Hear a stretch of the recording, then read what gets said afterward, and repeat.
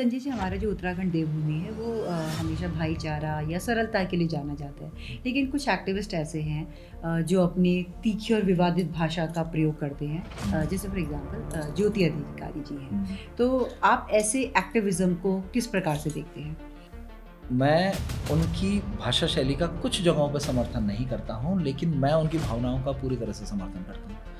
अंकिता को न्याय दिलाने बाहर आई है, कशिश के न्याय के लिए लड़ी। उसने डराते लहराते हुए कह भी दिया कि तुम्हें स्पेशल सर्विस चाहिए तो मैं देती हूँ, आ जाओ। ठीक है, तो उस पर क्या हुआ कि उस पर हथियार रखने के उसकी धाराएं लगा के, आर्म्स एक्ट लगा के वो कर दिया। मैं तो आपके इस पॉडकास्ट के माध्यम से डीजीपी साहब से पूछना चाहता हूँ, भाई मेरे घर में दुनिया भर की दरातियाँ हैं, मैं लाइसेंस बनवाने कहाँ जाऊँ? संजय जी, जैसे हमारी पहाड़ की बेटी अंकिता भंडारी की बात आई है, तो इसमें ऐसी कौन सी सच्चाई हैं, ऐसी कौन सी बातें हैं जो हमारी जनता को नहीं पता है और वो जानना उनके लिए बहुत ज़रूरी है? पहली चीज़ तो ये है कि देखिएगा, ये ना from the day one this is completely बॉस्ड up case. और अगर अंकिता भंडारी को न्याय नहीं मिला है तो उसके जिम्मेदार अगर सबसे ज़्यादा कोई है ना तो उत्तराखंड पुलिस है। अच्छा संजय जी, आप उत्तराखंड स्वाभिमान मोर्चा का हमेशा समर्थन करते हुए आए हैं, और बल्कि मास्टर जी भी हमारे पॉडकास्ट में आए थे और उन्होंने भी इस्तीफा दे दिया है वहाँ से। संजय जी, मेरा सवाल ये है कि आपको नहीं लगता कि जो जितने भी क्षेत्रीय दल हैं इनको एकजुट होकर, चाहे वो यूकेडी है, स्वाभिमान मोर्चा है या जो भी अन्य है, एकजुट होकर ये लड़ाई लड़नी चाहिए? आप लोगों की लड़ाई अगर राष्ट्रीय पार्टी से है तो आपका क्या विचार है? देखिएगा मैम, बिल्कुल आपने बहुत एक जेन्युइन सवाल पूछा है और ये सवाल बहुत सारे लोगों के मन में होगा। सारे क्षेत्रीय दलों को एक होना है, एक साथ होकर के लड़ना है। ये जिसे बोलते हैं ना, बड़ी पुष्ट बात है और मैं इसको बड़ी मजबूती से रखता हूँ। लोगों को बीच में अभी ये लग रहा है कि हम लोगों ने स्वाभिमान मोर्चा छोड़ा और हम लोग यहाँ पर आए। स्वाभिमान मोर्चा बेसिकली जब हम लोगों ने बनाई थी तो टेबल हम लोगों ने ऐसी बनाई थी जिसमें हम लोगों ने कहा था कि यहाँ पर हम थर्ड विकल्प को खड़ा करेंगे, सबसे बात करेंगे, सबको एक टेबल पर लाया जाएगा, उसके साथ एक संवाद स्थापित किया जाएगा। अभी एक मिसकम्युनिकेशन है कि लोगों ने स्वाभिमान मोर्चा को एक राजनीतिक फ्रंट समझ लिया, जो कि एक गलत अवधारणा है। उसमें जुड़े हुए लोग जरूर राजनीतिक हैं, लेकिन वो अपने आप में एक राजनीतिक फ्रंट नहीं है, और उसे अभी राजनीतिक फ्रंट कह देना इमेच्योरिटी है।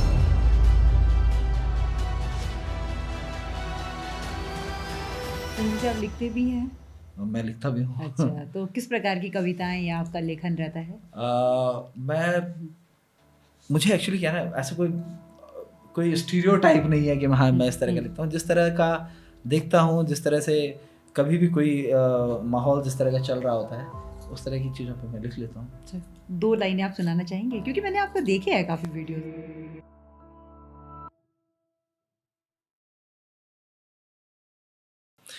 नमस्कार, प्रणाम, पैलाग, मेरा नाम है संजय सिलसवाल और आज मैं हूँ जेंटिक मीडिया प्रोडक्शन के तहत एक पॉडकास्ट शो में जिसका नाम है पॉडकास्ट विद दीप्ति।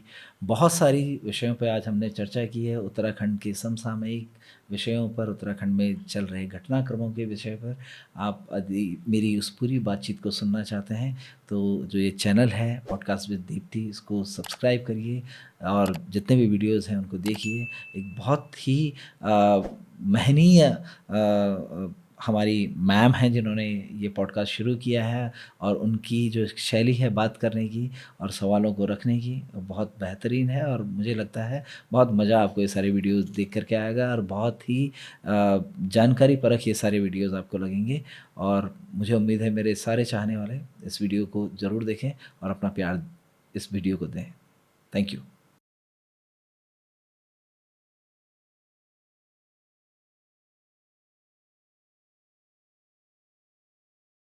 नमस्कार दोस्तों, मेरा नाम है doctor Deepti Uniyal. Podcast with Deepti के नए एपिसोड में आप सभी का स्वागत है। आज हमारे स्टूडियो में मौजूद है एक बहुत ही इंटरेस्टिंग पर्सनालिटी जिनका नाम है संजय सिलसवाल। ये एक पॉडकास्ट एंकर हैं, एजुकेटर हैं, एंटरप्रेन्योर हैं, सोशल एक्टिविस्ट हैं और अपनी बात को रखने के लिए एक अलग छवि बनाते हैं हमारे समाज में। चलिए हम सीधा बातचीत करते हैं संजय सर से। संजय सर, सबसे पहले मैं आपका स्वागत करती हूँ कि आप हमारे स्टूडियो में आए। बहुत बहुत धन्यवाद आपका, और आपने इतना खूबसूरत स्टूडियो बनाया है और मैं आपके पॉडकास्ट भी देखे हैं, बड़ी बेबाकी से आपके सवाल होते हैं और अच्छा लगता है कि जब कोई सीधा, जिसे कहते हैं ना, कट टू द पॉइंट अगर बात की जाए, और आवाज़ को इस तरह से उठाना समाज की एक बड़ी ज़रूरत है और बड़ी जिम्मेदारी आप ढो रही हैं, उसके लिए आपको साधुवाद। धन्यवाद धन्यवाद। संजय सर, आप एक एजुकेटर भी हैं, सोशल एक्टिविस्ट भी हैं, पॉडकास्ट एंकर भी हैं, एंटरप्रेन्योर भी हैं और न जाने कितने सारे रोल आप निभा रहे हैं। तो इन सब रोल के बीच में एक समन्वयता, वो आप कैसे मेंटेन करते हैं? आ, ये पहले ही सवाल आपने फंसाने वाला पूछा मुझे। मेरा मानना ये है मैम कि हमें ना एक जीवन मिला हुआ है, और अगर मुझे कॉल आ रही है अंदर से, तो मुझे लगता है कि वो मेरी एक ड्यूटी है, भगवान मुझसे वो काम करवाना चाहता है, और वो करवाना चाहता है तो मेरी पूरी जिम्मेदारी है कि मैं पूरी तन्मयता से, बिना उसके फल की इच्छा किए कि इसका रिजल्ट क्या निकलेगा, मैं उस काम को कर दूं। मेरा काम सिर्फ करना है। मैं मूलतः पढ़ाता हूँ, वो मेरा बेसिक काम है, बेसिक नेचर है। जब समाज को ज़रूरत पड़ी तो मुझे लगा कि यहाँ पे, चाहे वो मामला अंकिता का आया हो या कोई भी मामला स्टूडेंट्स की बात रही हो, मुझे लगा कि यहाँ पे उनको हमारी आवाज़ की ज़रूरत है। तो मैं, चाहे वो आंदोलनों के माध्यम से आवाज़ बनने की कोशिश की हो, या कभी उन सारे मुद्दों पे उन तमाम आवाज़ों को प्लेटफॉर्म देने की बात हुई जहाँ पे मैं अपने पॉडकास्ट के माध्यम से लोगों से बात करता हूँ, ये सारी चीज़ें होती हैं। और समन्वय इसीलिए बन पाता है क्योंकि मेरी एक श्रद्धा है उस एक कॉल के प्रति, कि जो इनर कॉल है मेरी, बस उसको मानते हुए मैं काम करता हूँ आगे।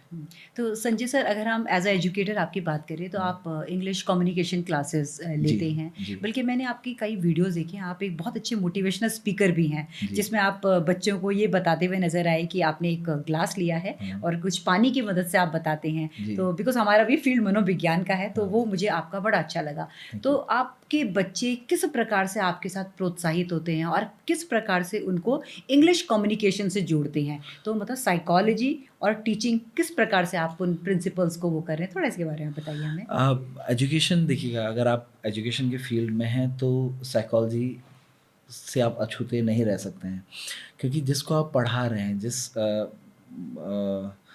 मनोविज्ञान के साथ एक बच्चा आपकी क्लास में बैठा है या कोई भी आपकी क्लास में बैठा है, हर एक व्यक्ति का सीखने का एक दायरा अलग है, उसके उसके सोचने का पैटर्न अलग है, वो किस तरह से चीज़ों को ग्रैस्प करेगा। कुछ लोग सिर्फ आप बात कहते हैं वो उसको ग्रैस्प कर जाते हैं, कुछ लोगों को विजुअल याद रहते हैं, कुछ को इंसिडेंट याद रहते हैं, किसी को जो घटनाएं घट रही हों घटनाओं से याद रहते हैं, किसी को जोक्स याद रहते हैं।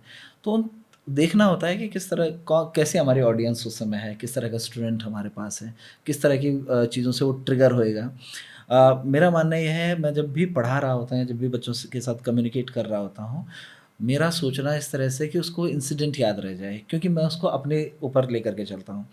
बचपन की बहुत सारी यादें मेरे दिमाग में ऐसी हैं कि मैं, और हर एक के दिमाग में होती होंगी शायद, हो सकता है आपके साथ भी हो, कि वो बहुत इम्पोर्टेंट घटना नहीं है, लेकिन आपको वो इतनी अच्छी तरह से याद होती है कि मैं उस दिन इस फलां जगह पे बैठा हुआ था, फलां व्यक्ति से बात कर रहा था, उसने इस कलर की शर्ट पहनी थी, मैंने इस कलर का पहना था, और जबकि बहुत इंपॉर्टेंट बात नहीं है।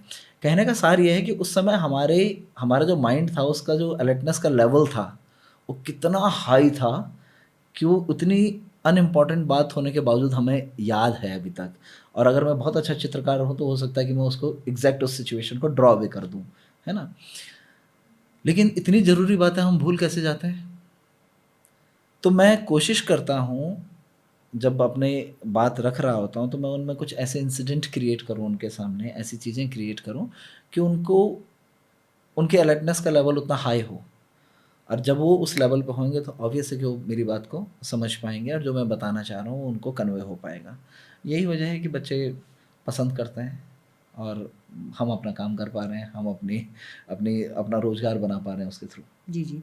संजय सर, आप एक सोशल एक्टिविस्ट भी हैं और हमेशा यहाँ के मुद्दों पर खुलकर बात करते हुए नज़र आते हैं। तो ऐसा क्या आपकी लाइफ़ में हुआ था? मतलब आप एक उस इंसिडेंट को बताना चाहेंगे कि लगा कि इसके खिलाफ मुझे बातचीत करनी चाहिए? ये आप मुझे बताना चाहेंगे? बहुत एक सही सवाल आपने पूछा, और कई बार हम लोग ना बहुत सारे लोगों के खिलाफ दिखते हैं, तो लोगों को ये लगता है कि इनका काम ही है लोगों के खिलाफ खड़े होना। मैम, 2011 की बात है, हम लोग बेसिकली अन्ना आंदोलन के दौरान एक ऐसी मूवमेंट बनी थी। हम लोग मीन्स बहुत यंग एज में थे, और तब की इस तरह के मुद्दों से जुड़ना, राजनीतिक तौर के मुद्दों पे अपनी बात रखना या उसकी तरफ झुकाव एक बढ़ा, ये चलता रहा 2019 तक। 2019 में मेरी शादी हुई, और when I got married after that मेरी वाइफ को एक रेप थ्रेट आता है ऑन फेसबुक, और मैं उसकी कंप्लेन लेकर के पुलिस थाने जाता हूँ। हालांकि आज वो जो भाई साहब हैं जिनकी मैं जिक्र करने वाला हूँ, मैं नाम नहीं लूँगा, आज उनसे मेरी बहुत अच्छी छनती है, क्योंकि उनको भी शायद अपनी गलती का एहसास हुआ है, और उन्होंने वो चीज़ें, आज थोड़ा हमारे प्रति उनका नज़रिया बदला है। उस दिन उन्होंने मुझे बहुत ही, मतलब जैसे बोलते हैं अब्यूज़िव तरीके से गालियाँ देते हुए हटा दिया गया। ऐसे तो रोज़ आते हैं, हम इतने लिखते रहेंगे तो ये तो थाना है ना, इससे बड़े बड़े कांड होते हैं। गाली देने का मतलब ये थोड़ी हो जाता है कि धमकी देने का मतलब कि उसने रेप कर ही दिया है। और मेरे पास कोई उसका जवाब नहीं था, तो आई केम आउट। बड़ा एक दुख भी हुआ मुझे। तो मैंने, अब क्योंकि हमारे पास संप्रेषण के बहुत कम साधन हैं, और मुझे लगता है सबसे स्ट्रॉन्ग साधनों में से सोशल मीडिया एक साधन है। तो मैंने एक आर्टिकल लिखा था उसमें, थैंक्स फॉर डूइंग नथिंग करके, और उसमें मैंने टैग किया तत्कालीन मुख्यमंत्री त्रिवेंद्र सिंह रावत जी को, हमारे जो विधायक हैं प्रेमचंद अग्रवाल जी उनको, और उत्तराखंड पुलिस को। उत्तराखंड पुलिस ने ऐसी नज़ीर पेश करी कि उसने मुझे अपने फेसबुक पेज से ब्लॉक कर दिया। That was there first response on my complaint और दैट पर्टिकुलर आर्टिकल। फिर मेरे को बहुत सारे मेरे साथियों ने बोला कि यार तुम अकेले क्यों गए थाने, हमें ले चलते। और कुछ साथी ऐसे हैं जो पॉलिटिकली थोड़ा सा साउंड है, सोशली साउंड है। तो मेरा एक विचार मेरे मन में आया कि मैं जा सकता हूँ, वो कंप्लेन अभी भी करा सकता हूँ, लेकिन मैं करा सकता हूँ ना। मैं, मतलब मैं समाज में सोशली एक वेल कनेक्टेड आदमी हूँ, जिसके इन लोगों से भी संबंध हैं।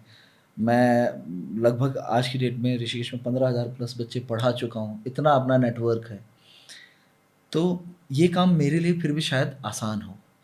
वो इस समाज में आखिरी पंक्ति पे खड़ा वो आदमी जिसके पास ये सारी प्रिविलेजेस नहीं होंगी, उसके साथ क्या होगा। और justice should be without cost, और कॉस्ट का मतलब इसमें सिर्फ मॉनेटरी नहीं है, कॉस्ट इन द सेंस कि वो संबंध भी तो मेरा एक कॉस्ट है। वो संबंध के लिए भी तो मैंने कुछ पे किया है, जिस संबंध के आधार पर मैं जस्टिस पाने की सोच रहा हूँ। तो मुझे कोई भी कॉस्ट ना देनी पड़े, मेरे साथ कुछ गलत हुआ तो मुझे न्याय मिलना चाहिए। That was my thought. फिर मुझे लगा कि नहीं, ये इन लोगों की ट्रेनिंग इस तरीके से हो गई है कि ये लोग तब तक नहीं सुनेंगे जब तक इनको उस पिच पे जाके, उस जैसे वॉल्यूम का वो डेसिबल उस लेवल तक नहीं लेके जाएंगे आप, तब तक ये सुनने वाले नहीं है। तो बीच में अभी एक इंसिडेंट भी हुआ कि एक वहाँ पे एस एच थे, SI कहते तुम जब भी आते हो यार, तुम 100 आदमी 150 आदमी लेके आते हो, तुम अकेले आओगे तब भी तो बात करेंगे। मैंने कहा सर ये तरीका सिखाया किसने? आप ही लोगों ने सिखाया है। जब हम अकेले आए आपने नहीं किया, हम 100 लोग लेकर के आए आपने तुरंत किया। तो मैं क्यों 10 बार चक्कर काटूँ, मैं एक ही बार मेहनत करूँगा ना। और जब वो मेरे पास है, वो साधन मैंने जुटा रखा है अपने पास, तो क्यों ना मैं उसका इस्तेमाल करूँ। तो फिर ये आए, फिर लगा कि फिर ये अंकिता वाला मामला हुआ। This was the triggering point कि जहाँ पे लगा कि नहीं, अब मेरा गृह क्षेत्र पड़ता है यमकेश्वर, और मुझे जब पहली बार कॉल आया कि वहाँ पे कोई लड़की मिसिंग है और FIR नहीं लिखी जा रही है, तो आई रस टू लक्ष्मण झूला थाना। और वहाँ पे जाके मैंने उनके फादर से जब मुलाकात हुई तो मैंने उनको कहा भी कि आप चिंता मत करना, यहाँ पे रहने का भी दिक्कत होगी तो मेरे एक स्टूडेंट का होटल है वहाँ पे। तो मैंने उनसे बात कर ली थी, मैंने कहा भोजन का रहने का यहाँ पे हो जाएगा, आप तब तक वापस मत जाना जब तक यहाँ से कोई पुख्ता खबर नहीं आ जाती। और वो मेरे लिए एक पॉइंट ऐसा था कि यमकेश्वर मेरा गृह क्षेत्र है, मेरे घर में ये बात हो गई है। जब एक्चुअली नेक्स्ट डे जब बॉडी मिली तो तब वो थोड़ा सा दुखाने वाली चीज़ थी। और फिर उसमें न्याय ना मिल पाना, न्याय को मैं देखा कि हमारे सामने तोड़ा जा रहा है, हमारे सामने उसकी धज्जियाँ उड़ाई जा रही हैं। कि मतलब एक basic sense of getting justice है इंसान का। मतलब किसी को भी अगर कोई प्रॉब्लम होगी तो उसको एक बेसिक सेंस है कि मुझे कहाँ जाना है, मुझे थाने में जाना है, ठीक है, मुझे क्या कराना है, मुझे शिकायत दर्ज करानी है, एक बेसिक सेंस है ना। जब उस बेसिक सेंस को ही आप तोड़ दोगे तो ही तो न्याय मिलना मुश्किल हो रहा है। तो जब मैंने सामने टूटते हुए देखा, फिर लगा कि नहीं, अब ये बहुत ऊपर की बात हो गई यार। जब बात महिलाओं की है, जब बात बेटियों की है। एंड मुझे मेरा सबसे ज़्यादा लगाव इसलिए है महिलाओं से। हम लोग ना एक ऐसी फैमिली से आते हैं। मेरी बुआ के बाद जो मेरी कज़न पैदा हुई हैं, दो वो ट्विंस हैं, वो लगभग 30-32 साल के बाद हुई हैं। तो मतलब हमारे घर में जो एक अभाव रहा है, बचपन से हमने देखा, हमें राखी बांधने कोई नहीं आता था। रक्षाबंधन का त्यौहार हमारे लिए ऐसा रहता था कि we were depend on someone else, कि पड़ोस से कोई सिस्टर आ गई या किसी रिलेटिव्स ने कभी भेज दी तो भेज दी, मतलब ऐसा नहीं था। और अब तो खैर वो चीज़ें उतनी खलती नहीं, लेकिन बचपन में बहुत खलती थी। तो एक जो लगाव है महिलाओं के प्रति जो है, कि इस तरह की संवेदना जो है, वो बचपन से ही है। जब वो ट्रिगर हुई तो फिर लगा कि नहीं, अब ये बात तो अब आगे आके रखनी पड़ेगी। फिर उसमें क्या हुआ कि उसमें समाज के साथ साथ हमारा प्रशासन काउंटर में आया। तो फिर जब प्रशासन के साथ काउंटर हुआ तो फिर लगा कि नहीं, आवाज़ उठाएंगे तो इनको भी फ़र्क पड़ेगा। तो लगा कि आवाज़ उठानी चाहिए अब। संजय जी, जैसे हमारी पहाड़ की बेटी अंकिता भंडारी की बात आई है, तो इसमें ऐसी कौन-सी सच्चाई हैं, ऐसी कौन-सी बातें हैं जो हमारी जनता को नहीं पता है और वो जानना उनके लिए बहुत ज़रूरी है? पहली चीज़ तो ये है कि देखिएगा, ये ना from the day one this is completely बॉस्ड up case. और अगर अंकिता भंडारी को न्याय नहीं मिला है तो उसके ज़िम्मेदार अगर सबसे ज़्यादा कोई है ना, तो उत्तराखंड पुलिस है। उत्तराखंड पुलिस ने इस केस को जिस तरह से वॉच अप किया है, nobody else could do it. मैं आपको एक छोटा सा एग्जांपल बताता हूँ। जब हम लोगों ने रात को लक्ष्मण झूला थाने में डेरा डाल दिया था उस दिन, और हमने कहा कि भैया या तो हमको लड़की जिंदा चाहिए या उसकी बॉडी चाहिए, लड़की तो देखो चाहिए, वरना यहाँ अब बवाल होएगा। तो जो थाना 3 दिन से सोया हुआ था, वो अगली सुबह जो है, जब हम रात को वहीं रुके तो अगली सुबह 6:30 बजे के करीब, 6:30-7 बजे के करीब अचानक से वहाँ से गाड़ी आती कि वहाँ बॉडी मिल गई। तो हम लोग पहुँचते हैं अपना एम्स में, एम्स ऋषिकेश में ही बॉडी को लाया जाता है। वहाँ पोस्टमार्टम होता है।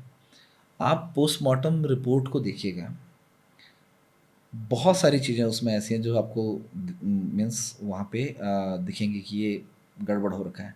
पहली चीज़, पोस्टमार्टम का अगर आप लिस्ट देखेंगे तो वहाँ पे जो डॉक्टर्स हैं, एक भी फीमेल डॉक्टर नहीं है। अच्छा, कॉन्स्टिट्यूशनली ये कहीं नहीं लिखा हुआ कि फ़ीमेल डॉक्टर्स का होना ज़रूरी है, लेकिन अगर हम लोग वुमेन सेल की बात करें, वुमेन कमीशन की बात करें, तो बहुत रिकमेंडेशन है वुमेन कमीशन की, नेशनल वुमेन कमीशन की, स्टेट वुमेन कमीशंस की रिकमेंडेशंस हैं कि ऐसी स्थिति में फ़ीमेल डॉक्टर का होना ज़रूरी है। हम मानते हैं कि किसी छोटे हॉस्पिटल में हो रहा है कि जहाँ पे इस तरह के डॉक्टर्स अवेलेबल ना हो तो समझा जाता है। एम्स जैसे अस्पताल में आपके पास डॉक्टर नहीं है और फीमेल डॉक्टर नहीं है। अच्छा, वो भी तब जब आपको ये लग रहा है कि 10,000 आदमी एम्स मोर्चरी के बाहर खड़ा है। मतलब एक सेंस होता है कि भाई ये बात कल के दिन बवाल बनेगी। तो आपने तब भी वहाँ पे ये चूक करी। पहली चूक ये थी। दूसरी चूक ये थी कि आपने पोस्टमार्टम तो किया, बॉडी बिल्कुल, मैं आपको अगर पिक्चर्स दिखा दूँ बॉडी के, तो nobody can recognize it कि ये बॉडी उसकी है।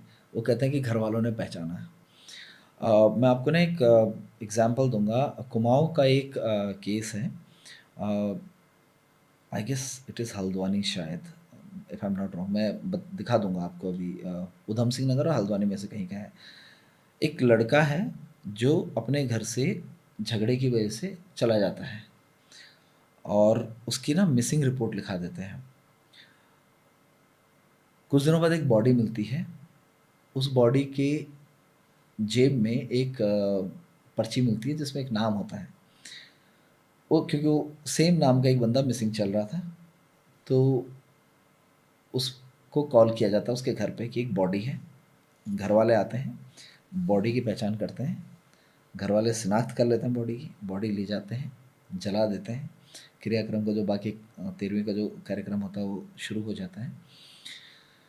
तीसरे चौथे दिन जो है वो उनके छोटे भाई को एक फ़ोन आता है कि तुम्हारी दुकान या होटल है कुछ, क्यों नहीं खुल रही है। तो बताता है कि भाई साहब के साथ ऐसा ऐसा हो गया, तो इस वजह से हम तो क्रियाक्रम में बैठा है। तो कहते हैं क्यों मजाक कर रहे हो, अभी बोलो मेरे को मार्केट में दिखा। वो वहाँ से उनकी जो भी बातचीत हुई होगी, तो फिर वो बंदा जाता है वापस मार्केट में, वीडियो कॉल पे उसकी बात कराता है, अगले दिन वो बंदा घर आता है। अब यहाँ पकड़िएगा, ये शिनाख्त किसने की? घर वालों ने। इस शिनाख्त का प्रोसीजर किसने कराया? उत्तराखंड पुलिस ने। ये है ना इनका शिनाख्त करवाने का प्रोसेस। ठीक है। सेम कंडीशन अंकिता के साथ हुई है।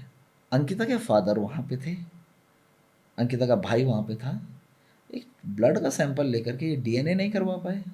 आप पूछिए ना इनसे। अरे इनसे तो मुझे समझ में नहीं आता, हमारा कोर्ट क्यों नहीं इनसे सवाल पूछ रहा है कि इनके पास क्या क्रेडिबल एविडेंस है, क्या साइंटिफिक एविडेंस है कि वो बॉडी जो रिकवर करी थी वो अंकिता की थी। जब इतना सारा कुछ बनाया जा सकता है तो क्या और कोई खेल इसके पीछे नहीं है? लोग, हालांकि इस पॉडकास्ट के बाद लोग शायद इस बात पे भी तंज कसेंगे या गालियां देंगे कि इसका मतलब जो लोग जेल में हैं वो लोग जो है हो सकता है वो इनोसेंट हो, है ना, वो तो बेकार में, इससे तो केस कमज़ोर हो जाएगा। केस कमज़ोर नहीं, असली आदमी कौन है उसका तो पता चलना चाहिए ना। और यही देश है जहाँ पे मालिक ने गाड़ी से किसी को कुचल दिया, ड्राइवर उसके बदले जेल गया है। एक आदमी जिस पे लगातार यहाँ पे तंज कसा जा रहा है, जिस पे लगातार लोग जिसकी खिलाफत कर रहे हैं कि ये आदमी इस प्रदेश में क्यों है वीआईपी के नाम पे, हो सकता है उस वीआईपी को बचाने के लिए किसी और को मुर्गा बनाया गया हो, बीच में किसी और को बकरा बनाया गया हो। और जैसे मैंने उस केस की बात करी कि जो कुमाऊं में केस हुआ है, मैटर ये नहीं है कि वो बंदा जिंदा है, कितनी खुशी की बात है कि वो बंदा जिंदा है। मैटर ये है कि जिसकी बॉडी आपने जलवा दी है उसको, उसकी फैमिली को तो उसकी बॉडी भी नसीब नहीं हुई। तो ये प्रोसेस है हमारे सिस्टम का, और ये प्रोसेस अंकिता के साथ हुआ है। ठीक है। ऐसी तमाम बहुत सारी खामियां हैं जिन खामियों पे आप अगर देखेंगे, अभी अभी आप देखिए, इतना सब कुछ लड़ने के बाद सरकार ने कथित तौर पे सीबीआई की जांच की मांग मानी है, लेकिन किस पे मानी है? एक कोई पर्यावरणविद है, उनके कहने पे मान लिए। भाई जब एफआईआर उसके घर वाले करवाना चाह रहे थे, कर रहे थे, उनके एफआईआर के ऊपर क्यों नहीं कहा? इसके पीछे एक कारण है ना, क्योंकि जब वो एफआईआर, जब ही सीबीआई की जांच होगी और जो शिकायत करता है उससे पूछा जाता है कि क्या आप इस जांच से संतुष्ट हैं, तो कहीं अंकिता के घर वाले ये ना कह दें कि नहीं हम संतुष्ट नहीं हैं। तो उन्होंने अपना एक बंदा प्लांट किया, वो आदमी जो इतने सालों में ना वो कभी वनंतरा रिसोर्ट में दिखाई दिया, ना वो आदमी कभी लक्ष्मण झूला थाने में दिखाई दिया, ना वो कोटद्वार कोर्ट में दिखाई दिया, ना वो नैनीताल हाई कोर्ट में दिखाई दिया, ना वो किसी अंकिता से जुड़ी हुई किसी रैली का समर्थन करते हुए दिखाई दिया। वो ऑल ऑफ अ सडन एक आदमी आता है और वो कहता है जी मेरे दिल में आज ऐसा है कि मुझे जो है इसकी वो लिखनी है। क्यों भाई? जो पीड़ित है उसकी तो आप एफ लिख नहीं पा रहे हो, अरे एक ऐसे व्यक्ति की एफ आपने लिख ली। और वो भी क्यों? क्योंकि वो व्यक्ति भी वन विभाग की भूमि कब्जा करके बैठा हुआ है। ठीक है। वन विभाग की भूमि पे कब्जा करके जो है अपने आशियाने बना रखे हैं। ठीक है। उस आदमी को आपने दबाव में लिया कि नहीं तो भैया तेरा जो है ये वाला हम लोग खोलेंगे, अदरवाइज तुम्हें ये करना पड़ेगा। उससे करवा करके तुमने जो है इस मामले को फिर घुमाने की कोशिश की। तो ये सारी चीज़ें हैं। अन्याय की पराकाष्ठा अगर कहीं पे हुई है तो अंकिता मामले को आप कह सकते हैं कि उसमें हुई है। अच्छा संजय जी, आपने यूकेडी ज्वाइन किया अभी, तो इसके पीछे क्या आपका था कि मुझे अब एक पॉलिटिकल पार्टी ज्वाइन करनी चाहिए, है ना, और इन मुद्दों पे आवाज़ उठानी चाहिए, और आपका बहुत भव्य स्वागत भी किया गया यूकेडी में ना, तो क्या कारण था आपका राजनीति में आने का? देखिए मैम, इसमें स्पष्ट चीज़ है कि जब इस देश में या इस प्रदेश में स्वास्थ्य व्यवस्थाएं कैसी होंगी, शिक्षा कैसी मिलेगी, मैं किस तरह की हवा में मैं सांस लूँगा, मुझे और मेरे परिवार को इलाज किस तरह का मिलेगा, मेरे बच्चे किस तरह के स्कूलों में पढ़ेंगे, मेरे को सड़कें कैसी मिलेंगी, मेरे को मेरी संस्कृति बच पाएगी नहीं बच पाएगी, मेरे लोगों को किस तरह की जीवन शैली मिलेगी। जब हर चीज़ पॉलिटिक्स डिसाइड करेगी तो मुझे लगता है एक बड़ी ज़रूरी बात हो जाती है कि पॉलिटिक्स में आना चाहिए। और मुझे लगता है हर व्यक्ति को पॉलिटिक्स में अपना योगदान देना चाहिए। अब वो योगदान देने के अलग अलग तरीके हो सकते हैं। लोग पॉलिटिक्स में आने का मतलब सिर्फ ये समझ लेते हैं कि पॉलिटिक्स में ये आए हैं तो इसका मतलब ये चुनाव लड़ेंगे। तो मैं तो घोषणा कर रहा हूँ मैं 2027 नहीं लड़ने वाला हूँ। अब ना लड़ने की कोई इच्छा है मेरी। तो आना इसलिए है पॉलिटिक्स में क्योंकि ये सिस्टम ही पॉलिटिक्स से बदलेगा। वो नीति पॉलिटिक्स से ही बनेगी, विधानसभा के अंदर भी और लोकसभा के अंदर भी, कि जिन नीतियों पे ये देश चलेगा। भाई हम लोग अभी आप देखिए कि फॉरेन फंडिंग पे इनको कितना हिसाब देना है, ये आईटीआई के अंडर आएंगे ही नहीं आएंगे। जब इस पर बात चल रही थी, देश में तो कानून था ना, सुप्रीम कोर्ट ने भी एक ऑर्डर में बोल दिया था कि आपको ये बताना पड़ेगा कितना पैसा आपके आया। बीजेपी कांग्रेस समेत सारी पार्टियां जो है वहाँ लोकसभा में जाए, सदन में जा करके बैठ गई और उन्होंने नियम बना दिया उसके लिए बाकायदा कि ये इस पर नहीं पूछ सकते हैं। तब कोर्ट तो वही ऑर्डर देगा ना जो नियम बना हुआ है। तो जब नियम नीति नियंता ये बनेंगे तो इस पर हस्तक्षेप होना ज़रूरी है, और इस पर उन लोगों का हस्तक्षेप होना ज़रूरी है जिन लोगों को एक्चुअली दर्द समझ में आता है। पहाड़ की बात कौन कर रहा है? पहाड़ की बात वो व्यक्ति कर रहा है एक्चुअली यहाँ पे जिस व्यक्ति को पहाड़ के बारे में नहीं पता है। एक घोषणा हुई मैम हमारे यहाँ ना, बहुत सारे खेत, क्योंकि अब खेती छूट चुकी है पहाड़ों में, बहुत सारे लोग क्योंकि पलायन कर गए हैं। अब जो गांव में बचे हैं वो भी इतने नहीं बचे। पहले तो क्या होता था, कंबाइन खेती होती थी, सारे लोग कर रहे हैं, तो जंगली जानवर आके कुछ नुकसान करेंगे भी तो इतने बड़े एरिया में अगर थोड़ा सा नुकसान हुआ भी तो उतना नहीं होता था, अपने लिए भरपेट हो जाता था। अब क्या हो गया कि बहुत कम लोग बचे हैं, तब नुकसान होता भी तो बड़े हिस्से का नुकसान हो जाता है। तो जो हमारे खेत छोटे हुए हैं वहाँ पेड़ उगाए हैं। अब पहाड़ में अगर सबसे ज़्यादा किसी पेड़ को काटने की ज़रूरत है तो चीड़ के पेड़ को काटने की ज़रूरत है, सबसे ज़्यादा नुकसान उस पेड़ ने किया है। हमारे यहाँ से एक वन विभाग से एक वो जारी होता है, आदेश जारी होता है कि कुछ पेड़ों के काटने की सूची आती है। 15-16 प्रजाति के पेड़ हैं, उनको काटने की सूची जारी होती है और उनमें चीड़ का पेड़ नहीं है। अब ऐसा क्यों हुआ है? क्योंकि वो मंत्री और वो आईएफएस, वो अफसर जो यहाँ बैठा है, वो कभी पहाड़ नहीं रहे, उनको पता ही नहीं है पहाड़ की ज़रूरत क्या है। उनके हाथ जो लिस्ट आई वो लिस्ट उन्होंने जो है जारी कर दी। तो जब जिसको पहाड़ की पीड़ा ही नहीं पता है वो पहाड़ चलाने का प्रयास करेगा तो यही होगा ना। एक छोटा सा एग्जांपल दूँ, एक ड्राइवर जो कभी पहाड़ पे गाड़ी नहीं ले गया और पहाड़ पे ड्राइविंग करने की कोशिश करे, दिक्कतें तो आएंगी ना, और सबसे ज़्यादा एक्सीडेंट के चांसेस भी उसी के कि वही करेगा। यही वजह है कि ऐसा हो रहा है। अच्छा संजय जी, आपकी पार्टी पर हमेशा क्षेत्रवाद, पहाड़वाद होने का आरोप लगते रहे हैं, इस पर आपका क्या कहना है? देखो, क्षेत्रीयता तो गहना है हमारा एंड वी प्राइडली ओन इट।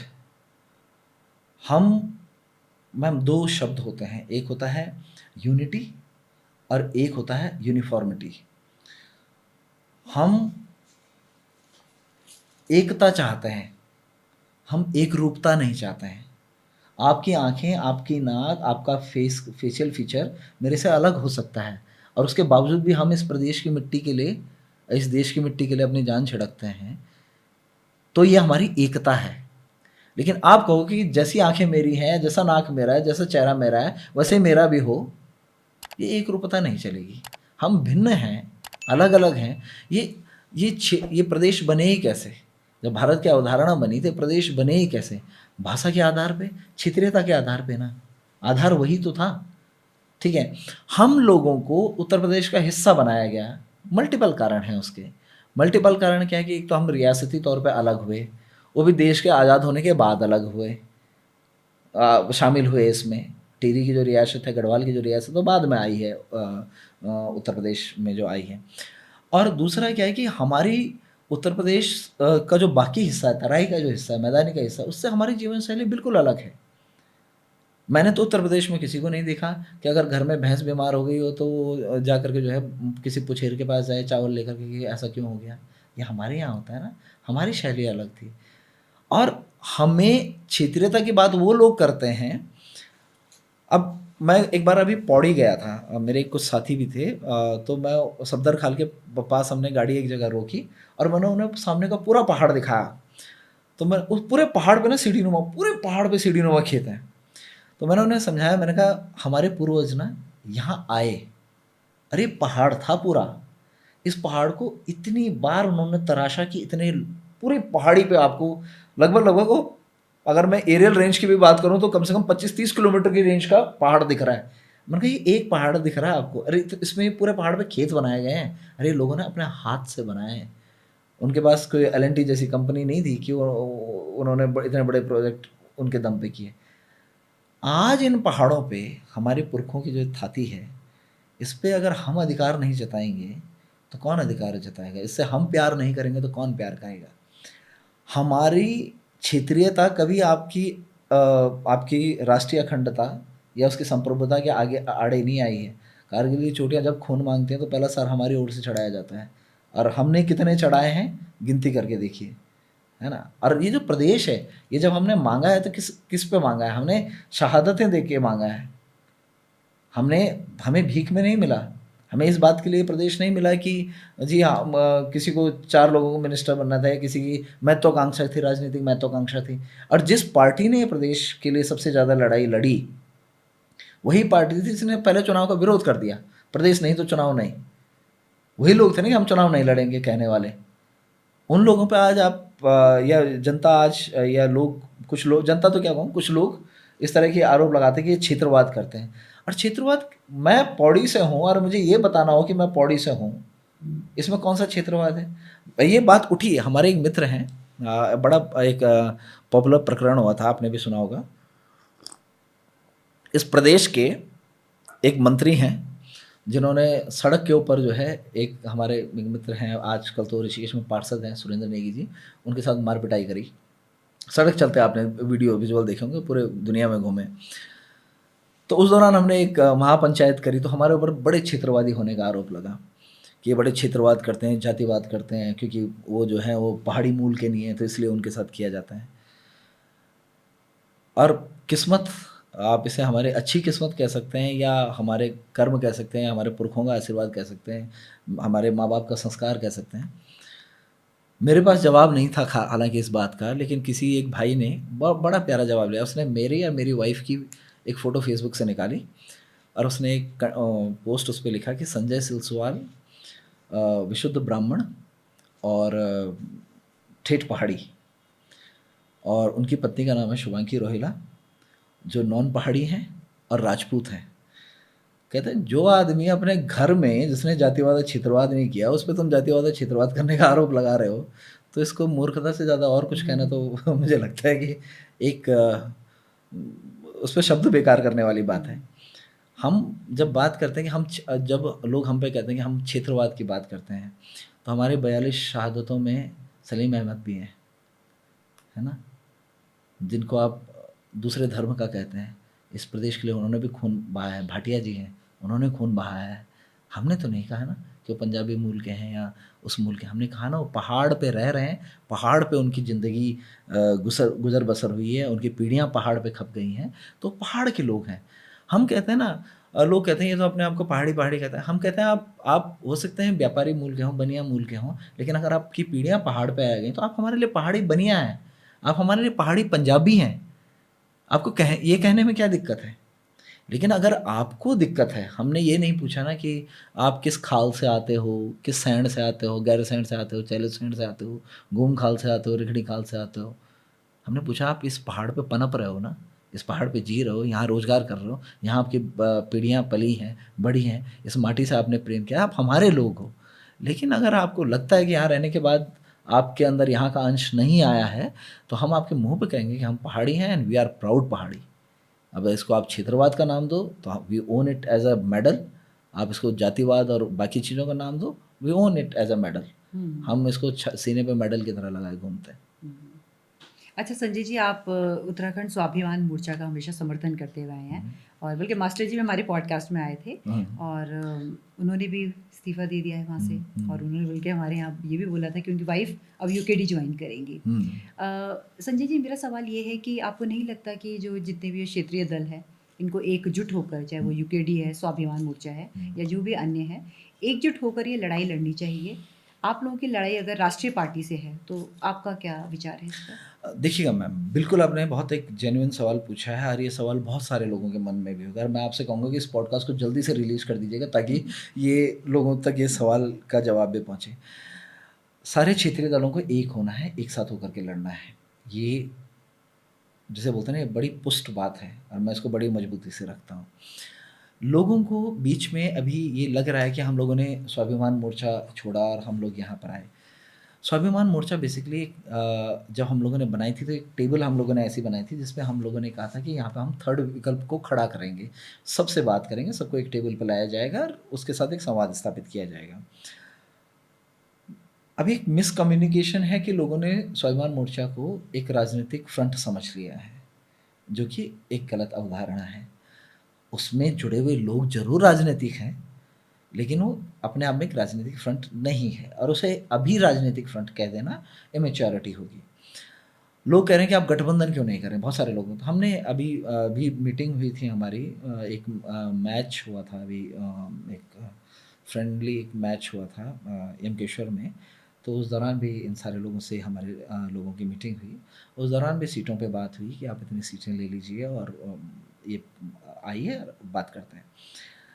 अभी कुछ साथी ऐसे हैं जो अभी उसी में रह करके काम करना चाहते हैं, तो वहाँ पे थोड़ा सा एक विरोधाभास हुआ, और विरोधाभास भी स्वाभाविक है।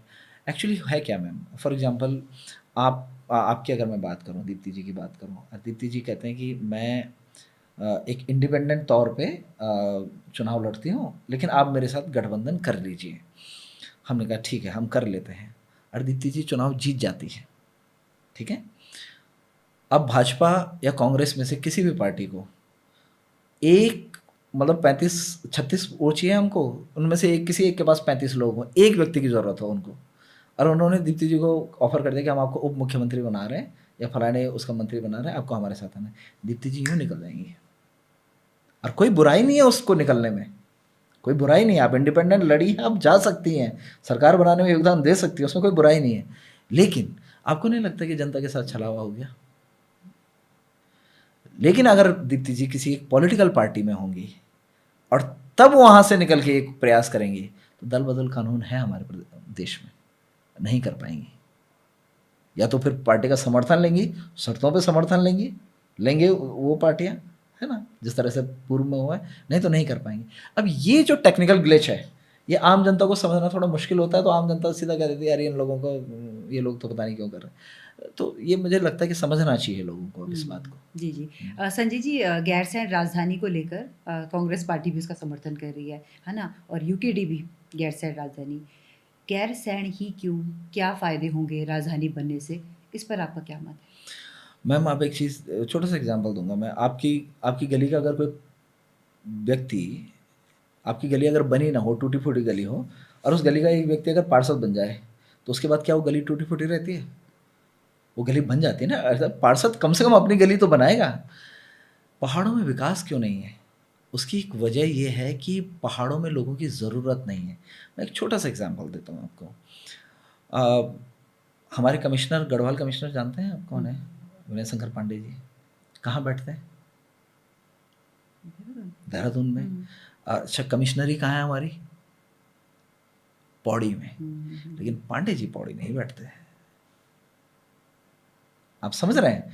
पांडे जी अगर पौड़ी बैठेंगे तो पौड़ी में ट्रैफिक कैसा होगा, पौड़ी में हॉस्पिटल कैसा होगा? जब ये सारा सिस्टम पहाड़ में बैठेगा तो पहाड़ में चीज़ें कैसी होंगी? पहाड़ का डेवलपमेंट होगा ना। अभी डेवलपमेंट किसका हो रहा है? देहरादून लोग क्यों आना चाहते हैं? क्या देहरादून की आबो हवा पहले इतनी अच्छी नहीं थी? राजधानी बनने के बाद यहाँ क्या क्या इतना अच्छा हो गया कि राजधानी बनने के बाद यहाँ पे इतनी सुख सुविधाएं बहुत बढ़ गई हैं? पहले भी तो देहरादून था ना। लोग क्यों नहीं आते थे पहले देहरादून इतना? अब क्योंकि राजधानी के आसपास सारी सुविधाएं इनकी वजह से यहाँ पे हो रही हैं। कॉलेज यहाँ मिल जा रहा है, एजुकेशन यहाँ पे मिल जा रही है, हॉस्पिटल यहाँ पे मिल जा रहा है, एयरपोर्ट यहाँ पे मिल जा रहा है ना। तो ये सुविधाएं आपको वहाँ देनी थी, इसके लिए पहाड़ का राज्य बनाया था। और अदरवाइज पहाड़ी राज्य की ज़रूरत क्या थी? हमारी सुविधा, हमारी मांगें, हमारी चीज़ें उत्तर प्रदेश से मैच नहीं करती थी ना। हमारी जीवन शैली उत्तर प्रदेश के तराई क्षेत्र से मैच नहीं करती थी। हमें एक स्पेशल ट्रीटमेंट की ज़रूरत थी। फॉर दैट सेक हम लोगों ने पहाड़ी राज्य की मांग करी। तो इसीलिए तो राजधानी पहाड़ में बात करी थी। हाँ, ये था कि उस समय डेवलपमेंट नहीं था वहाँ पे, तो अस्थायी राजधानी इसीलिए तो देहरादून को बनाया गया। लेकिन आप तो अस्थायी बना करके, एक टेम्प्ररी डेवलपमेंट को बना करके, टेम्प्ररी एक राजधानी का वादा करके आपने तो यहाँ खूंटा ही काट लिया। आप किराएदार हैं साहब यहाँ पे देहरादून में। देहरादून में मकान मालिक नहीं। मकान मालिक बनना है तो गैरसैंण जाना पड़ेगा, घर वहाँ है है ना। तो वहाँ ये लोग बैठेंगे तो तब जा करके कुछ उन्नति की बात की जा सकती है। जी, जी, जी। अच्छा संजय जी, कई बार ये कहा जाता है कि जिस व्यक्ति को किसी भी राज्य के बारे में जानकारी नहीं है, वहाँ की भौगोलिक स्थिति के बारे में जानकारी नहीं है या वहाँ क्या समस्या है इसके बारे में जानकारी नहीं है, तो वो व्यक्ति किस प्रकार से उस राज्य की मदद कर सकता है? कोई भी राज्य हो सकता है। तो आप इस पर आपका क्या मत है? जैसे अगर हम ऋषिकेश मेयर चुनाव की बात करें, है ना? मास्टर जी वहाँ से लड़े थे, अपने शंभू पासवान जी लड़े थे। तो आपका इस बारे में क्या कहना है कि देखो मैम, वहाँ पे तो जो 2 चीज़ें हुई जिसमें बेसिकली लोगों ने क्षेत्र की बात करी और उन सारी चीज़ों की बात करी। 2 चीज़ें थी। सबसे पहले कांग्रेस ने टिकट जो दिया, अब टिकट के जब बँटवारे होते हैं, राजनीतिक तौर पे भी जब टिकट के बँटवारे होते हैं तो बहुत सारे उनके अपने पैरामीटर्स होते हैं कि भैया हम, और ये पैरामीटर कहीं किताबों में नहीं लिखा है, लेकिन अगर आप इसकी हकीकत तलाशें तो ज़मीन में ये पैरामीटर काम करते हैं। आप जातीय समीकरण पे बात करते हैं, आप क्षेत्र के समीकरण पे बात करते हैं। और जब वहाँ पे कांग्रेस ने टिकट दिया तो दीपक जाटव जी को दिया, और उसके बाद भाजपा ने जब टिकट दिया तो वो टिकट शंभू पासवान जी को दे दिया। दिक्कत तब हुई जब यूकेडी ने टिकट दिया। यूकेडी ने का जो टिकट आया था वो महेंद्र सिंह जी को चला गया था टिकट। और ये तीनों ही व्यक्ति जो हैं ये पहाड़ी मूल के व्यक्ति नहीं है, हालांकि इनका पहाड़ में रहना बहुत एक लंबे समय से है, लेकिन मूलतः जातीय या क्षेत्रीय समीकरण की बात करूँ तो ये है। तो वहाँ पे जो एक समीकरण बना कि अब एक क्षेत्रीय व्यक्ति के लिए जो बात की जानी है वो होगी, तो लड़े और मास्टर जी ने काफ़ी अच्छा चुनाव लड़ा भी उसमें, और लोग एकजुट भी हुए। एक सांस्कृतिक तौर पे लोग एकजुट हुए। पहली बार शायद इस प्रदेश को एहसास हुआ उत्तराखंड आंदोलन के बाद की क्षेत्रीय ताकतें उभर के आ रही हैं। और हालांकि सबको उस गलती का बाद में एहसास भी हुआ। हम भी भाजपा के लोगों से भी मिलते हैं, उनको लगा कि ये एक गलत डिसीज़न था।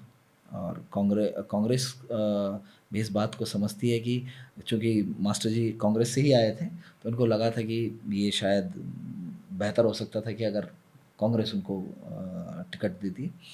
तो ये सारी घटनाएं हुई वहाँ पे। लेकिन मेरा आज भी मानना है कि व्यक्ति विकास अपनी सोच से करता है, लेकिन सोच सिर्फ डेवलपमेंट की होगी, संस्कृति और जो क्षेत्रीय मूल्य हैं, सांस्कृतिक मूल्य हैं, उनको ताक पे रख करके अगर हम लोग डेवलपमेंट की बात करेंगे तो शायद वो डेवलपमेंट उतना ना हो पाए। और यही वजह है कि अभी आप ऋषिकेश में देख रहे हैं कि किस तरह से, अगर आप ऋषिकेश की खबरों पर नज़र रखते हो, किस तरह की वहाँ पे हालात इस समय बने हुए हैं। आप नशे में देखिए, योग की नगरी जो है, वर्ल्ड कैपिटल ऑफ योगा जिसको कहा जाता है, वो नशे की गिरफ्त में है पूरी तरह से।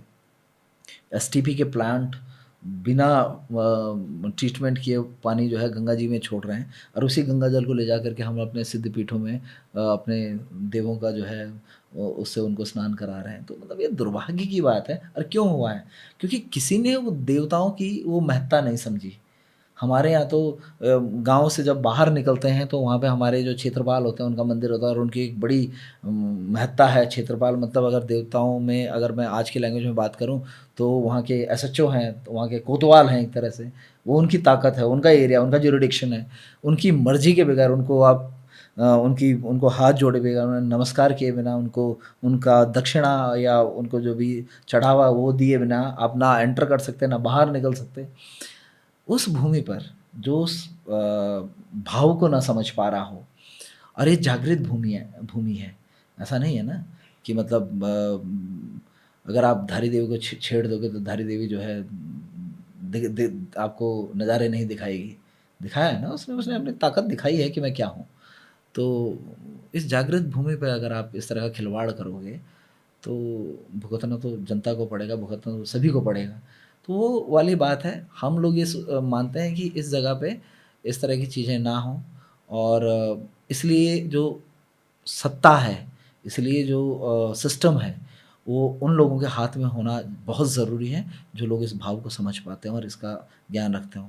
मैं पिछले साल की बात पिछले से पिछले साल की बात कर रहा हूँ। मैं दिवाली के अगले दिन, छोटी दिवाली के अगले दिन मैं बद्रीनाथ जी के दर्शन के लिए गया। मैं और कुछ साथी थे।